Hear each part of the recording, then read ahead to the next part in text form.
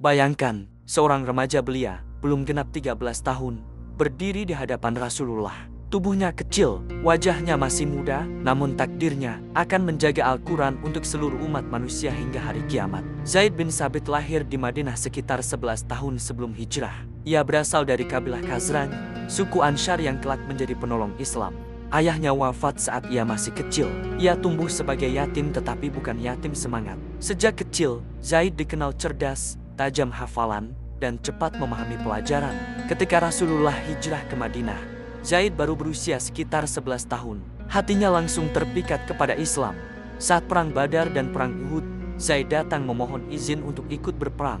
Namun Rasulullah menolaknya. "Engkau masih terlalu muda." Betapa sedih hatinya. Ia ingin membela Islam dengan pedang. Tetapi Allah menyiapkan peran yang jauh lebih besar. Ibunya lalu berkata kepada Rasulullah, "Wahai Rasulullah, anakku ini telah hafal 17 surah Al-Quran." Nabi pun tersenyum. Dan sejak saat itu, sejarah berubah. Rasulullah melihat kecerdasan luar biasa dalam diri Zaid. Beliau pun menjadikannya katibul wahyi, penulis wahyu. Setiap kali ayat turun, Nabi memanggil Zaid, "Wahai Zaid, tuliskan ayat ini." Bayangkan, ayat-ayat suci yang turun dari langit ditulis langsung oleh tangan seorang remaja. Tak hanya itu, Rasulullah memerintahkannya mempelajari bahasa Yahudi. Dan luar biasa, dalam waktu kurang dari 2 minggu, Zaid sudah menguasainya. Ia menjadi penerjemah dan sekretaris Rasulullah dalam surat menyurat. Tahun 11 Hijriah, Rasulullah wafat. Dunia Islam terguncang. Kemudian terjadi perang melawan kaum murtad, termasuk perang Yamamah. Banyak para penghafal Al-Quran gugur. Umar bin Khattab khawatir, bagaimana jika Al-Quran hilang bersama wafatnya para penghafal? Ia mengusulkan kepada Khalifah Abu Bakar Ash-Shiddiq agar Al-Quran dikumpulkan dalam satu mushaf. Awalnya Abu Bakar ragu, bagaimana aku melakukan sesuatu yang tidak dilakukan Rasulullah? Namun akhirnya beliau setuju. Dan siapa yang dipilih untuk memimpin proyek terbesar dalam sejarah Islam? Seorang pemuda, Zaid bin Sabit. Zaid berkata, "Seandainya mereka memerintahkanku memindahkan gunung, itu tidak lebih berat bagiku daripada mengumpulkan Al-Quran." Ia tidak bekerja sembarangan. Ia menetapkan standar ketat. Harus ada hafalan dari para sahabat. Harus ada tulisan yang pernah ditulis di hadapan Nabi. Harus ada 2 saksi. Dengan ketelitian luar biasa, ayat demi ayat dikumpulkan. Dari pelepah kurma, tulang, batu tipis, dan hafalan para sahabat.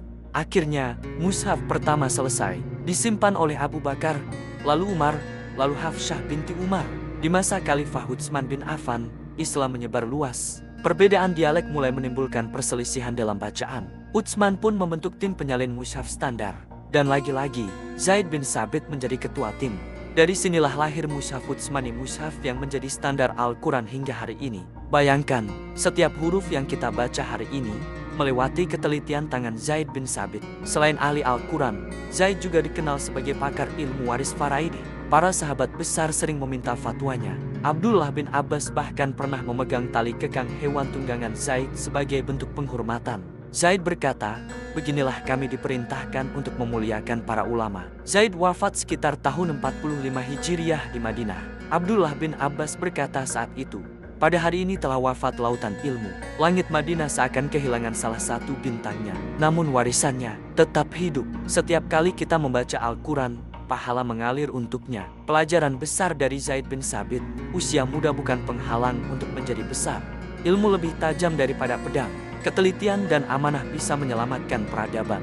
Allah bisa memuliakan siapa saja yang menjaga agamanya. Zaid bin Sabit tidak dikenal sebagai panglima perang. Ia tidak dikenal karena pedangnya, namun ia dikenal karena pena dan ilmunya. Dan mungkin, di sisi Allah, jasanya lebih besar daripada ribuan pedang. Jika hari ini kita bisa membaca Al-Quran dengan utuh dan terjaga, maka di balik setiap hurufnya, ada jejak seorang pemuda Ansyar bernama Zaid bin Sabit.